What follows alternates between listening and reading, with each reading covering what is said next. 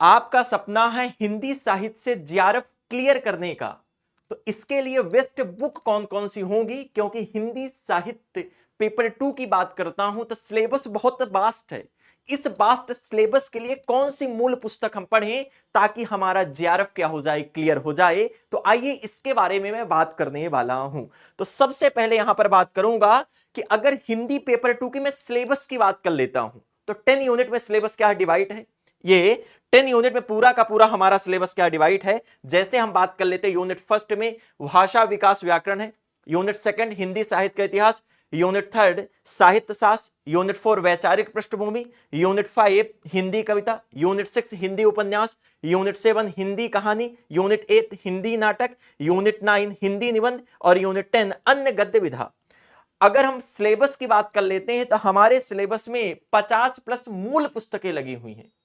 अब इसको कैसे और कहां से व्यवस्थित तरीके से हम क्या करें, तैयारी करें? जैसे मैं यहां पर बात कर लेता हूं, यूनिट नंबर 5 की बात करते हैं तो हमारे सिलेबस में 22 कवियों की 51 कविताएं दी हुई हैं।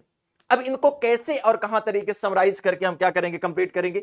ये है, ये पूरा देखोगे और ये सारी चीजें देख लीजिए। यूनिट 6 की बात कर लेते हैं तो हमारे सिलेबस में 13 उपन्यास दिए हुए हैं। ये 13 उपन्यास नहीं है, 13 ये क्या हो जाएंगी, मूल रचनाएं हो जाएंगी। तो जैसे मैं बात कर लेता हूं, अगर आप मेरे पेड बैच में जुड़ेंगे तो आपको क्या क्या चीजें मिलती हैं। जैसे यहां पर बात कर लेता हूं, ये मेरे हर एक यूनिट के समराइज नोट्स क्या किए गए, तैयार किए गए हैं। सभी मूल पुस्तक को पढ़ने के बाद ये सारे समराइज नोट्स आपको क्या करेंगे, मिलेंगे इस प्रकार से समराइज नोट व्यवस्थित तरीके से। जैसे यहां पर बात कर लेता हूं, ये सभी मूल पुस्तकों को पढ़ने के बाद आचार्य रामचंद्र शुक्ल हो गया, डॉक्टर नगेंद्र हो गया, रामस्वरूप चतुर्वेदी हो गया, हजारी प्रसाद द्विवेदी हो गया, ये तो ये मेरे हैंड रिटन नोट्स है जिसे खुद मैंने पढ़कर जेआरएफ क्लियर किया है फर्स्ट अटेम्प्ट में। इसके बाद ये जितने भी मूल टेक्स्ट लगे हुए हैं तो उनको ये देखिए पूरा मैंने हाईलाइट कर दिया है, ये सारी चीजें। इसके बाद सभी मूल पुस्तकों को पढ़ने के बाद ये कंप्यूटराइज्ड नोट्स इस प्रकार से क्या किए गए हैं, दिए गए, कौन कौन से आपके लिए महत्वपूर्ण है। देन उसके बाद जैसे हमारे सिलेबस में उपन्यास है, कहानी है, नाटक है, निबंध है, तो इसको एक ट्री के फॉर्मेट में मैंने बनाया है ताकि आपको इमेजेस के माध्यम से ज्यादा याद हो जाएगा, क्योंकि वो एक माइंड में आपको सेट हो जाएगा। देन जैसे हिंदी हम बात कर लेते हैं, यूनिट नंबर 5 से लेकर यूनिट नंबर 10 की बात करेंगे तो हमारे सिलेबस में यूनिट नंबर 5 से लेकर यूनिट नंबर 10 में मूल टेक्स्ट दिए हुए हैं, अर्थात रचनाएं दी हुई हैं। यूनिट 5 में 51 कविताएं हैं, यूनिट 6 में 13 उपन्यास है, यूनिट 7 में 21 कहानी है, यूनिट 8 में 14 नाटक है, यूनिट 9 में 11 निबंध है और यूनिट 10 में 14 अन्य गद्य विधाएं हैं। अब इनको कैसे कंप्लीट करें और आगे बात कर लेते हैं। यहां पर हमारे सिलेबस में क्वेश्चन कालक्रम से पूछे जाते हैं, प्रकाशन वर्ष से पूछे जाते हैं, रचनाकारों के या कवियों के जन्म वर्ष से क्वेश्चन पूछे जाते हैं, उसे सही क्रम में लगाने के लिए ये सारी चीजें देखिए, ये पूरा। इसके बाद यूनिट नंबर 2 के लिए मैंने सभी मूल पुस्तकों को पढ़कर ये समराइज नोट्स क्या किया, बनाया है, और हर एक यूनिट के previous year question, most important question और साथ ही साथ पूरा उसका सॉल्यूशन ये दिया हुआ, पूरा व्यवस्थित तरीके सॉल्यूशन। ये तो रही सिलेबस की बात। अब सर कौन कौन सी महत्वपूर्ण पुस्तकें पढ़ना चाहिए ताकि हमारा एग्जाम क्या हो जाए, क्लियर हो जाए, क्लियर हो जाए। अगर आप बैच में जुड़ेंगे तो ये सारे नोट्स आपको प्राप्त होंगे। तो जैसे मैंने बता दिया 10 यूनिट में हमारा सिलेबस क्या डिवाइड है। यहां पर हम बात करेंगे यूनिट नंबर 1 भाषा विज्ञान और व्याकरण। इसके लिए 2 महत्वपूर्ण पुस्तकें आपको लेना पड़ेगा। जैसे बात कर लेता हूं, डॉक्टर भोलानाथ तिवारी हो गया और यहां पर हो जाएगा सरस्वती पांडे और गोविंद पांडे। इनकी दोनों की आप बुक ले लेंगे और अच्छे तरीके से पढ़ लोगे तो आपका यूनिट नंबर 1 बहुत अच्छे तरीके से कंप्लीट हो जाएगा। देन इसके बाद बात कर लेते हैं हम यहां पर यूनिट नंबर 2 की बात कर लेते हैं। सबसे कठिन यूनिट है यूनिट नंबर 2, अर्थात हिंदी साहित्य का इतिहास। हिंदी साहित्य का इतिहास हमको समझ में इसलिए नहीं आता है कि डायरेक्ट आप आदिकाल, भक्ति काल, रीति काल, आधुनिक काल से चालू कर दें, नहीं। अगर आप मेरे बैच से भी जुड़ोगे, मुझसे पढ़ोगे तो सबसे पहले हिंदी साहित्य के इतिहास से आशय क्या होता, परिभाषा क्या होती है, साहित्य इतिहास लेखन पद्धति, इसके बाद काल विभाजन नामकरण, इसके बाद चारों काल और महत्वपूर्ण कवि, महत्वपूर्ण कवियों द्वारा लिखी गई रचनाएं हैं, कवियों द्वारा कहे गए कथन हैं, और कवियों द्वारा कही गई पंक्तियां हैं। इस प्रकार से चीजों को पढ़ेंगे। आगे बात कर लेते हैं, हिंदी साहित्य के इतिहास के लिए आपको 3 पुस्तकें लेना पड़ेगा। जैसे बात कर लेते हैं यहां पर हिंदी साहित्य का इतिहास, आचार्य रामचंद्र शुक्ल हो गया। दूसरा हिंदी साहित्य का इतिहास डॉक्टर नगेंद्र और डॉक्टर हरदयाल, और हिंदी साहित्य का आदिकाल हजारी प्रसाद द्विवेदी। हिंदी साहित्य के इतिहास की 3 महत्वपूर्ण पुस्तकें हैं। अगर इनको लेकर, ये बहुत बड़ी बड़ी पुस्तकें, अगर इनको लेकर आपने अच्छे तरीके से पढ़ लिया तो एग्जाम क्लियर होने से कोई नहीं रोक सकता। अब इसके बाद बात कर लेते हैं कि यूनिट नंबर 2 में ही गद्य विधाएं दी हुई हैं। अब गद्य विधाओं के अंतर्गत उपन्यास, नाटक, कहानी, निबंध, एकांकी, रेखाचित्र, आत्मकथा, संस्मरण, यात्रा वृत्तांत, रीतोतार्ज, डायरी, व्यंग, प्रवासी साहित्य, आलोचना, पत्र पत्रिकाएं। इसके लिए हिंदी का गद्य साहित्य डॉक्टर रामचंद्र तिवारी और हिंदी की विविध विधाएं डॉक्टर देवेंद्र कुमार गुप्त, इनको दोनों को पढ़ लिया अगर ईमानदारी से। लेकिन ये बहुत मोटी पुस्तकें हैं, बहुत मोटी पुस्तकें हैं इसके लिए। देन इसके बाद हम बात कर लेंगे, जैसे यूनिट नंबर हम बात कर लेते हैं, यहां पर इतनी चीजें हो गई, ये सारी चीजें हो गई। इसके बाद यूनिट नंबर हम 3 की बात कर लेते हैं। तो यूनिट नंबर 3 साहित्य शास्त्र, इसको 2 पार्ट में बांटा गया। भारतीय काव्य शास्त्र के लिए आपकी पुस्तक किसकी मोस्ट इंपोर्टेंट रहेगी? डॉक्टर भागीरथ मिश्र की। और पाश्चात्य काव्य शास्त्र के लिए देवेंद्र नाथ शर्मा की ये रहेगी, मोस्ट इंपोर्टेंट आपके बुक्स हो जाएंगी। देन उसके बाद हम बात कर लेते हैं यहां पर यूनिट 4 हो गया, 5, 6, 7, 8, यहां पर 9। अब बात कर लेते हैं कि हमारे सिलेबस में 51 कविताएं दी गई हैं, 13 उपन्यास है, 21 कहानियां हैं, 14 नाटक हैं और 11 निबंध हैं। ये केवल आपके रचना नहीं लगी हुई है, ये बुक्स से लगी हुई हैं। अर्थात इनको कैसे हम व्यवस्थित तरीके से क्या करेंगे, कंप्लीट करेंगे, इनके लिए मोस्ट इंपोर्टेंट बुक कौन सी होगी?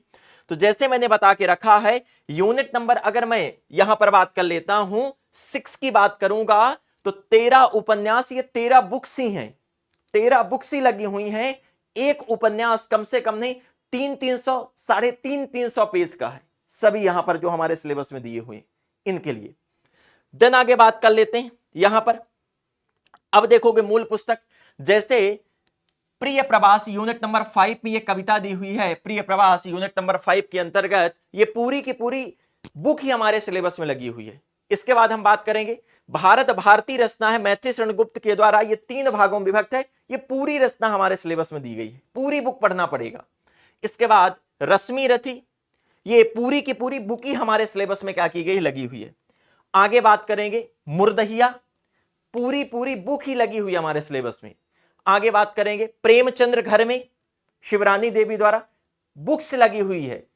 आगे आवारा मसीहा, विष्णु प्रभाकर के द्वारा, ये पूरी एक बुक ही हमारे सिलेबस में क्या की गई है, लगी हुई है। आगे बात कर लेते हैं आप हुदरी, रमणिका गुप्ता द्वारा लिखी गई, ये पूरी की पूरी बुक है। क्या भूलूं क्या याद करूं, हरिवंश राय बच्चन, पूरी की पूरी बुक ही लगी हुई है। इसके बाद संस्कृति के 4 अध्याय, 800 पेज की रचना है, ये पूरी बुक ही लगी हुई है हमारे सिलेबस में। आगे बात कर लेते हैं नेक्स्ट, यहां पर अरे आया बर रहेगा याद, एक पूरी की पूरी बुक ही लगी हुई है। और मेरी तिब्बत यात्रा, ये पूरी की पूरी एक बुक ही हमारे सिलेबस में क्या की हुई है, लगी हुई है। अर्थात अगर मैं बात कर लूं, जैसे मैंने यहां पर बताया है कि ये 13 महत्वपूर्ण उपन्यास हो गए, ये बुक हो गई। इसके बाद मैंने ये सभी बुक्स के नाम बताए हैं, ये सभी बुक्स के मैंने क्या बताए हैं, नाम बताए हैं, ये आपने देख लिया। आगे बात कर लेते हैं, जैसे आप देखोगे यहां पर यूनिट नंबर 5 के अंतर्गत 51 कविताएं हैं, यूनिट नंबर 6 के अंतर्गत 13 उपन्यास है, यूनिट नंबर 7 में 21 कहानी है, यूनिट नंबर 8 में 14 नाटक है और यूनिट नंबर 9 में हो जाएगा यहां पर 11 निबंध है। अर्थात अगर मैं सिलेबस को यहां पर बात कर लेता हूं, जैसे आपने सिलेबस देखा तो यहां पर जैसे मैंने बताया है, यहां पर मैंने बताया कि यूनिट नंबर 5 की बात करेंगे तो यूनिट नंबर 5 में 22 कवियों की 51 कविताएं लगी हुई हैं। अर्थात एक कविता 50-50 पेज की है, 50-50 पेज की है, ये पूरी की पूरी बुक से लगी हुई है यहां पर जैसे देखोगे। और सिलेबस को मैंने अच्छे तरीके से डिजाइन करके रखा है। आगे बात करेंगे यूनिट नंबर 6 में 13 उपन्यास लगे हुए हैं, ये उपन्यास नहीं, ये पूरी एक रचना है। आगे बात करेंगे यहां पर यूनिट नंबर हम 7 में बात कर लेते हैं तो 17 कहानीकार की 21 कहानियां लगी हुई हैं। ये आगे बात करेंगे यहां पर यूनिट नंबर 8 में हमारे सिलेबस में 10 नाटककारों के 14 नाटक दिए गए हैं। आगे बात करेंगे यहां पर यूनिट नंबर 9 की बात कर लेते हैं तो हमारे सिलेबस में 10 निबंधकार के 11 निबंध दिए गए हैं। और आगे बात कर लेते हैं यहां पर यूनिट नंबर 10, यहां पर 4 आत्मकथा, 2 यात्रा वृत्तांत, 2 रेखा चित्र, 2 जीवनी, 2 व्यंग्यात्मक कहानी, 1 निबंध और 1 डायरी दी गई है। अर्थात ये इतना वास्ट सिलेबस है, इतना वास्ट सिलेबस है। अब इस वास्ट सिलेबस को सर कैसे हम समराइज तरीके से क्या करें, कंप्लीट करें और व्यवस्थित तरीके से पढ़ें ताकि हमारा एग्जाम क्या हो जाए, क्लियर हो जाए। जैसे मैंने बता के रखा है कि ये जो मेरे A4 साइज में नोट्स मैंने बना के रखे हैं तो सभी मूल पुस्तकों को पढ़ने के बाद मैंने बनाया। हर एक कवि की, हर एक रचनाकार की मूल पुस्तक मैंने पढ़ के ये हैंड रिटन नोट्स बनाया। सभी मूल पुस्तकों को मैंने इस प्रकार पढ़ा है, जो भी मोस्ट इंपोर्टेंट लगा उसे हाईलाइट कर दिया। ये व्यवस्थित तरीके से कंप्यूटराइज नोट्स बनाए गए। ये इमेजेस का प्रयोग किया गया ताकि आपको ट्री के फॉर्मेट में याद हो जाएगा। इसके बाद यूनिट नंबर 5 से लेकर यूनिट नंबर 10 तक के लिए विशेष प्रकार के स्पेशल ये नोट्स बनाए गए हैं।